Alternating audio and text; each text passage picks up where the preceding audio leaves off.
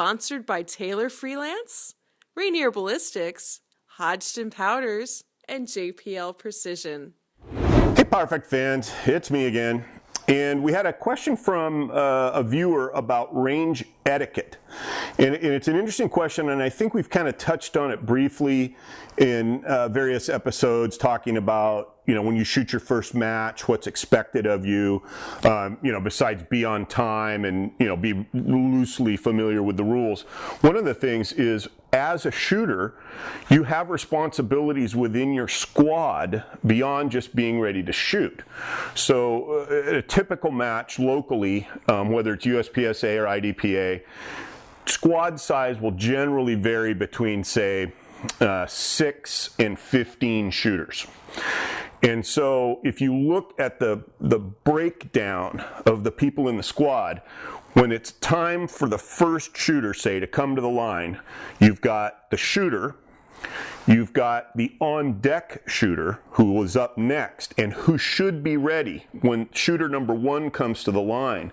The on-deck shooter should be just as ready to go, because if the shooter that's at the line has an issue, whether it's they can't get their gun to feed around, they're fiddling and diddling, and the range officer asks them to go to the back of the line, whatever it is, we don't want to hold up in the squad rotation waiting for somebody to get their mags loaded and stuff. So if when the squad comes to the line, you're called out as the on-deck shooter or even the hole shooter, you should be ready to go. So, are you ready? You've got our shooter, on-deck shooter next, in the hole shooter next, and that should leave, let's say in a squad of 10, 7 people that at the time the buzzer goes off, they're just essentially waiting for their turn to shoot. Now, if it's not the first shooter in the squad, let's say it's the third shooter in the squad, after the targets have been scored, the shooter who just shot is very likely going to go back to his range bag. He wants to make sure he has all of his mags, clean the mud or dust off of them, get them reloaded, get ready for the next stage. And so now that's a fourth shooter who's unavailable to do any of the other tasks that we're going to discuss. So we started out with 10 shooters. Now that we've subtracted 4 of them as people that really are supposed to be getting ready, either have shot or will shoot. So if you're one of those other squad members, what is it you're expected to do? Well, as soon as the stage is completed and the either range officer or safety officer has called the range is clear, everybody in the squad should be available, make themselves available to help reset the stage. So resetting the stage is going to include scoring the targets. Very probably one of the squad members is the scorekeeper. So now again, we're down another shooter. Our 10-man squad is now down to 5, I think. You're going to tape the holes in the targets after they've been scored. You're going to have to reset any steel. Any swingers or movers have to be reset. Somebody should pick up the magazines or speed loaders that have been left on the ground by the shooter. When I started shooting practical pistol competition, it was also absolutely normal that somebody in the squad would pick up your spent brass and return it to you. So when the shooter was done following the safety officer or range officer around, scoring the targets, when they got to the end, there would generally be one person there that would hand you your magazines and another person that would hand you a handful of brass. And that was normal. But if, again, you want to break it down by responsibilities, if you have the guy who just shot, the 3 guys who are going to shoot, the scorekeeper, the brass picker-upper guy, the magazine picker-upper guy, that leaves 3 people to tape. And if 2 people are distracted, they're talking about the Seahawks game, that leaves 1 guy to tape. So even a fairly large squad, when you start breaking it down, there's not that many people left to help. And so it's your responsibility to do so. Now, how much should you help? You shouldn't wear yourself out. I mean, that's one thing. I've shot some matches in 100-degree heat, and if the stage is 25 yards deep, if you walk all the way down to the end and back to score targets for every shooter, and you're the last shooter in the squad to shoot, you're going to be pretty tired by the time it's your turn to shoot. And the same thing if you're picking up brass. If you're bending down and picking up 15 spent cases on every stage for every shooter, that's putting some wear and tear on you. And one of the rules of thumb of taping targets is tape as many holes as you make. So if it's a 20 round stage, tape over the course of your squads shooting that stage, tape 20 holes. Everybody in the squad should tape 20 holes, and that way there's no reason for one person to always be the taper guy, who has to tape 4 or 5 targets for every shooter. Everybody should be willing to contribute equally to get that done. Now the brass in my area, like I said, 15 years ago, it was normal for somebody to police up your brass and give it to you. That has pretty much disappeared in my area. The alternative to that is people should have an opportunity to pick up their own brass in the downtime between squads. If it's a smooth running match where the squads are rotating at about the same time, there should be a minute or two of downtime when your squad is done shooting a given stage that everybody can pick up their brass. That's the ideal. If there's a squad waiting when you finish your last shooter has shot, you might be in a situation where it's required that you get out of that bay so you don't hold up the match for the picking up of brass. But in general, if there's that downtime after everyone in the squad is shot, everyone should have an opportunity to pick up their brass. One of the things you don't want to do is be downrange of the starting position, picking up brass while the shooter and the range or safety officer are standing there at the line ready to go. I've had many times, I've come to the line, there's the shooter, he's ready for the load and make ready command, and here's somebody with their showing me their plumber's butt as they're downrange picking up brass. That's not the time to do it. Wait till the squad is done shooting. And if it's a small squad, if there's only 6 or 8 shooters in the squad, then of course, if you're picking brass, you're not taping. And I mean picking your own brass. I'm not talking about if you're picking brass for the shooter, that's one thing. But a lot of people will take that opportunity between shooters to pick up their own brass, and you definitely don't want to do that. You're not contributing to the process of getting the stage reset. And in fact, if you're still downrange when the ranger, safety officer, and shooter are ready to go, you're holding things up. So pick your own brass on your own time. When the squad is done, that's your opportunity to pick. Now, taping is just, again, it's something that everybody should do, but one of the other things that happens frequently is everybody in the squad starts to sort of get accustomed to the same person taping a given target or two. So I've been in a group where there's, as soon as I hear the range is clear, I start down range with my tape, and I tape the 2 holes in T1, I tape the 2 holes in T2, the 2 holes in T3, and by the time I've done T3, the guy that's coming the other direction, he's got to T4, and then we all go back. Next shooter, same thing. Well, when we all go down range, but I'm the on-deck shooter, oftentimes nobody tapes that target because the targets that I was taping, now everybody has it in their mind, oh, those are the targets that Rick was taping. And so be sure when you go to tape that you don't kind of get in this rut of, I'm going to tape these 3 targets. Pay attention. If you're moving from left to right, after you get to the last of your targets, check and see if the one next to them has also been taped, because it's very possible that you're going to have a situation like I just outlined where the on-deck shooter is now back at the line. He's not downrange taping. The on-deck shooter, certainly the person who's up next should not be taping. They should be getting ready to shoot. So if it's your responsibility to tape, don't get this kind of blinders on where these are my targets. Be aware of all the targets, especially as you're coming up range. Just take a peek over your shoulder and see, hey, did that target get taped? I've seen plenty of reshoots because a target didn't get taped.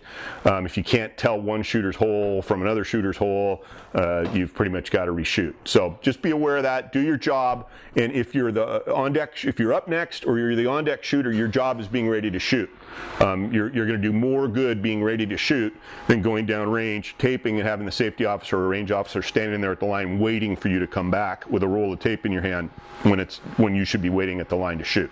So just be aware of those responsibilities, be a good squad mate, and of course, have a safe, fun time. Hey everyone, welcome to this week's episode of Power Factor. This week we're going to talk about cross dominance.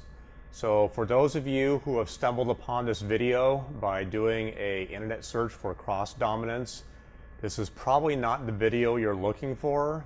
So there's nothing to see here, move along.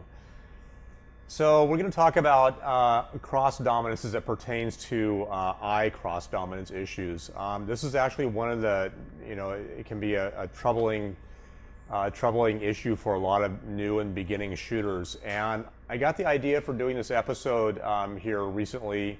My wife and I were out with a couple here at dinner, and her friend was discussing that her son was having issues of hitting clay pigeons, and he's just kind of a new beginning trap shooter, and really having trouble hitting birds, getting like about, on trap maybe 1 or 2 out of 25. And to me it really sounded like an eye dominance issue, because a lot of times new shooters will go out not knowing what their dominant eye is, and they just think, well, I'm right-handed, I'll just go out and shoot from the right shoulder, and come to find out that they are actually left eye dominant.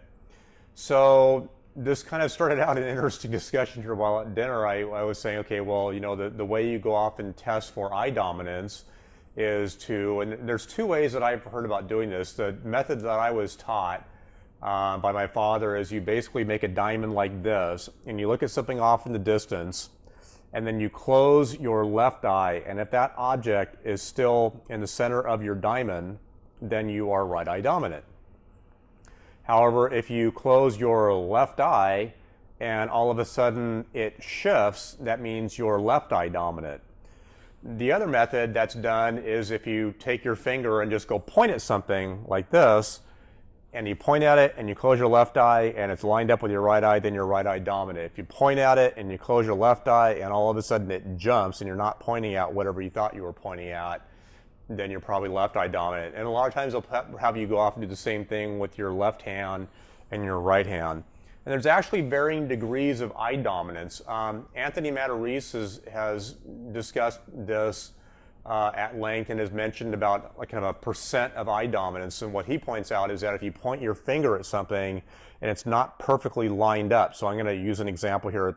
If I'm pointing at the camera lens here with my finger and I'm perfectly lined up right now, but let's say you bring your finger up and it's off to the side or something like this, actually it'd probably be this direction here, that is an indication that you're not 100% dominant in your right eye, which can then cause problems. Eye dominance issues are also, strangely enough, more common in cross dominance for women than in men. From what I understand, there's about a 40% chance for a lot of female shooters that they will be cross dominant. Don't know why this is, but it just seems to be a fairly common thing. Most men typically, but not always, are usually right-handed, and then again that side dominant, and then left-handed, left eye dominant. So if you're taking a female shooter out to the range and you haven't checked eye dominance first off, don't be surprised to find out that they are actually cross dominant. Now, how to fix the issue? For pistol shooters is actually pretty easy. I'm going to do a demonstration here. So this is my good old STI Edge.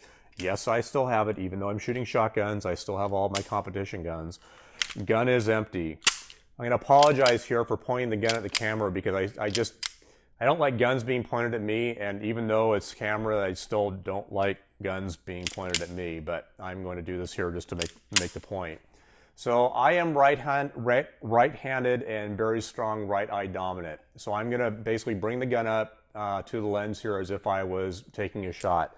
So you can see here that my sight is lined up with my right eye. Now, a lot of times you'll see people who are left eye dominant of doing stuff like this where they'll tilt their head around trying to get it to line up with their left eye like this. So right now I have my head tilted off the right, but I can see that my left eye is lined up with the sight to the lens. But that's pretty much an awkward position because you're looking, effectively across, and it causes eye strain. There's a very simple way to deal with this. For isosceles style shooter, which is what we've talked about, Rick and I have mentioned before in the past in terms of shooting technique or shooting form, that isosceles is really the preferred way to go over, say, Chapman, or the other different various techniques. So if you're an isosceles shooter, all you need to do here to deal with a left eye dominance problem is just simply move the gun over to the left eye.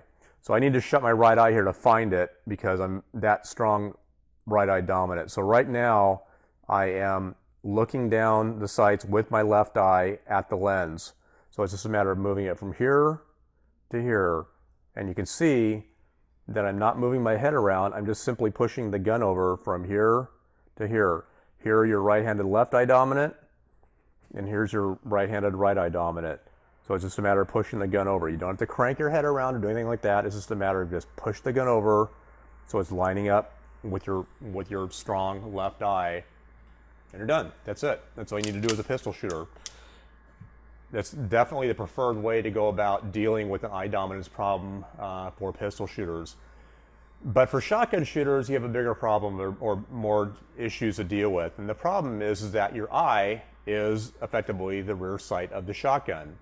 And if you are not using the correct eye, then you will have problems if you are a cross-dominant shooter. So I'm going to mention here there's effectively three ways of dealing with cross-dominance for shotgunners. The first method is a preferred method, and that is basically becoming or moving the gun over to the opposite shoulder, the left shoulder, and shooting off, in this case, your strong side, your left eye.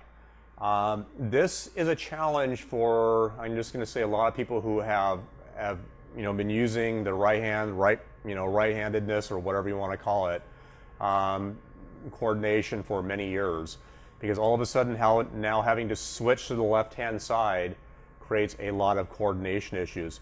It can be done, but it is a very big challenge, and it can be rather awkward, and your body will feel very strange, and it will be yet another significant hump that you need to get over. If you are instructing a young adult or a child or something or other, I would highly recommend probably moving the gun over at an early age, because at this point here, they haven't developed the motor skills in terms of being strongly, coordinated on one side, say right-handed, but left eye dominant. So it's a lot easier to move a younger shooter over from what is effectively their dominant side to their non-dominant side, but using, in this case, their dominant left eye.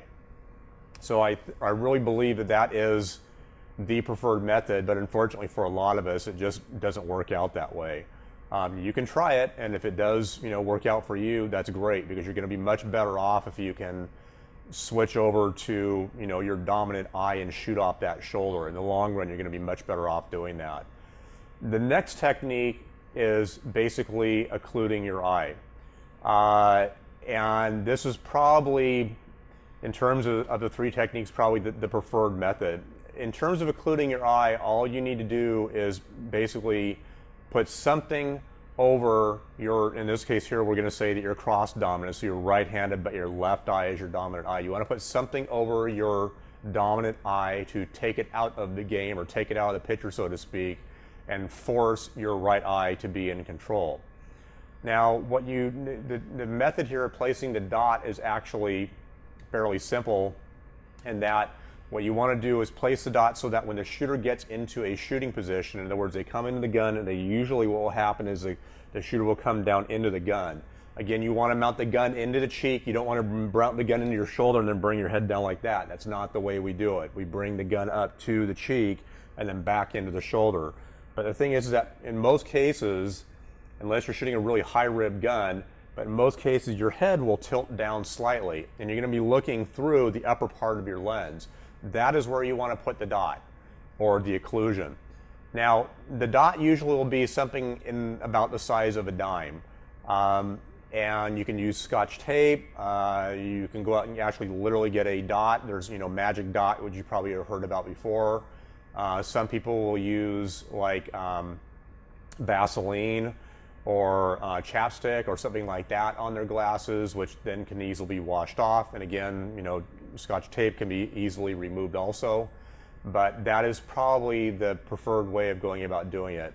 And the idea about placing it high on your lens is that if you're shooting it from a low gun position, you're looking under the dot or under the occlusion. You can see everything just fine. You have basically your stereo vision, so you can have, you know, a 3D depth of field. When you take that eye out, you effectively turn into, you know, a one-eyed shooter, and you somewhat lose, or you do lose, the 3D depth of field. But the idea is that if you have it positioned high, when the bird comes out, you're effectively able to see it. You lock onto it as you come into the gun. You know, the dot automatically falls in line with your dominant eye. It takes it out of the game. You have to switch over to using your non-dominant eye, in this case your right eye, to break the shot. The last method is one that a lot of people use kind of to first initially diagnose or use as a temporary means of dealing with this, and that is shutting their dominant eye. So again, if you are a right-handed shooter and you are left-eye dominant, the idea is that you want to shut your your strong eye, in this case your left eye, to prevent it from trying to take over. The problem with doing this is that when you shut or wink or whatnot your eye, it will also cause your other eye to also, you know, effectively squint. And that's reducing the amount of light into your eye, so that is not a good thing. The other issue with doing this is that it causes fatigue in your eye, or strain effectively in your eye. And the strain in that eye will eventually end up causing fatigue, and at the end of the day you're going to tire much sooner than if you were not squinting. So yes, it does work. It's a temporary solution. If you have somebody out at the range and they're having trouble hitting birds, and you know, you ask them, you know, what their dominant eye is, and they said, you know, my left eye, and it's like, okay, and they're shooting up their right shoulder, then I would, you know, the idea then is, you know, go ahead and have them try shutting the eye. There's, you know, kind of two ways of doing this. One is to just simply shut the eye from the point that the bird's thrown, and from the whole entire period, from the point that it's thrown to the point that you break it, you're using one eye.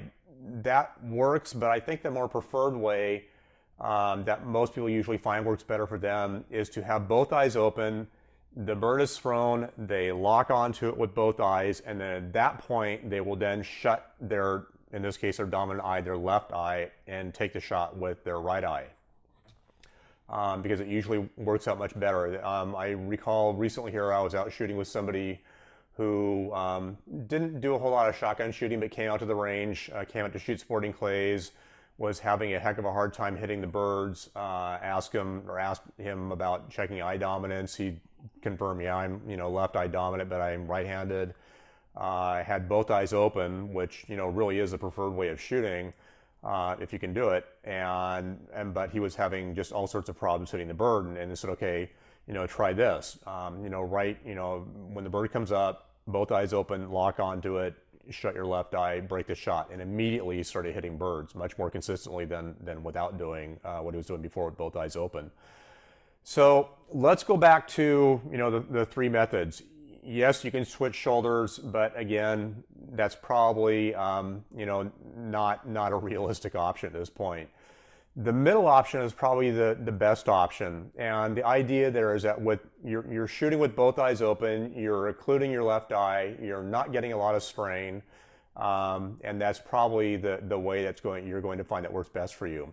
From a long-term standpoint, it's a pretty easy thing to do. Is just, you know, always leave the tape on your glasses to occlude your eye. I have heard stories of people that have done this for many years, you know, and I'm talking many years of shooting this way, and eventually at some point they have with respect to shooting had their eye dominance switch from, say, their left eye to their right eye, going from what traditionally was their strong eye to their weak eye. I'm not really sure I believe that that can be done, because the whole entire eye dominance thing is more of a neurological thing. However, people have claimed to have done it, and I think possibly it's a situation where if you do something for long enough, your subconscious and your mind will eventually figure this thing out and do this for you. So it's much preferred that you do learn to shoot with becoming a two-eyed shooter with both eyes open, but in realistic speak, sometimes it just does not work that way. If you are cross dominant, you need to occlude that eye or shut the dominant eye. Now the other interesting thing is that a lot of times people will say, oh yeah, I'm definitely a right eye shooter, I'm right-handed, right eye dominant. But as they fatigue or get toward the end of the day, what will happen in a lot of cases is that due to fatigue, for one reason or another, the eye dominance will actually switch to the other eye. And the way this shows up is they'll be on, everything is great, they're shooting throughout the day, they're hitting bird really well, they're hitting it squarely, and then all of a sudden, for whatever reason, they're just missing everything and they can't figure it out. And to them, it seems like they're doing everything the exact same way, and yet they can't hit the bird. And a lot of times that is a situation where they become fatigued and the eye dominance will switch from one side to the other. Lynn, who you have seen on the program before in the past, in fact, Lynn joined us on the episodes that we did on Sporting Clay's course setup and the trap machines and the delay box. He went to a class and actually experienced this, and the instructor recognized it and said, here, give me your glasses. And he took his shooting glasses and he took a black Sharpie and just put a whole bunch of dots on the inside of the lens, occluding his left eye. And the idea is that Lynn is a right-handed, right eye dominant shooter, but as he becomes fatigued, his eye dominance will switch to the left-hand side. So this is the way to basically prevent the left-hand side from trying to take control. He doesn't see the dots or anything like that. It doesn't bother him. It's just enough to basically occlude his left eye so that when he does become fatigued, he still stays consistent on the birds. The other interesting thing is that sometimes people are diagnosed as being cross-dominant when they really aren't, and that is because they are coming back and looking at the barrel. And of course, we've talked about that before in the past, but the problem is that a lot of times that cross-dominance will show up as somebody's shooting at a bird and they're always like 3 feet to the wrong side of it, just consistently always 3-4 feet or whatever, 2-3-4 feet always, so they're just always on the wrong side of the bird, and that a lot of times is a sign of being cross dominant. The problem is that if somebody goes off and bead checks, what happens is that they're on the right side of the bird. I'm saying on the correct side of the bird. They're out in front of the bird's moving across, everything's great. They're getting ready to break the shot, and then at the very last moment, they come back and they decide they want to check and see what the position of the gun is relative to the bird. And when they do that, the gun stops or slows down, and all of a sudden being 3 feet in the right side of the bird or in front of the bird, all of a sudden turns out to be 3 feet behind the bird. And of course, it looks like a eye dominance issue because all of it, they're breaking them, and all of a sudden they're not breaking them, and that's the problem in that they start coming back and looking at the gun. A lot of times this will happen if they're having trouble with a particular bird. I've done it myself, where you start looking for a crutch, or you start checking things, or you start questioning things rather than trusting your subconscious and just saying, I'm going to get a hard focus on the bird. You start doing other things because it's not working, and you want to try to figure out, well, why is it not working? And effectively everything that you do is the wrong thing, and of course then you miss more, and of course what you do then is check things even more, and it just turns into a vicious circle. So watch out for that if you're out with shooting with somebody and they're having problems. If you definitely know they are I'm just going to say a right-handed, right eye dominant shooter, and they're not suffering from a fatigue issue, then it may very well be that they're looking at the gun at the very last moment, right before triggering the shot, and that's causing them to fall behind. And usually you'll see this is that if you stand behind them, you'll see that the gun is out in front of the bird, and then all of a sudden it slows down right at the very end, and that's usually a real big sign that they're coming back and looking at the gun. So basically that's it. That's how you deal with eye dominance issues with respect to shotgunning. Again, just to recap, moving the gun over to the opposite shoulder and learning to shoot is a good idea, but not very realistic. Occluding the eye is probably the best option. A temporary option, again, is basically just shutting down the dominant eye and using the weak eye, which would be right behind the gun, or right behind the barrel, I should say, to break the shot. So again, if you happen to stumble upon this video by accident and you were looking for something else, hopefully you just learned something. Otherwise, thanks for tuning in and checking us out. And if you have any questions for the rest of you, you can send them to powerfactorshow@gmail.com. Again, the Facebook page is facebook.com/powerfactorshow, and the website is powerfactorshow.com. So thanks for tuning in, and we will see you next time.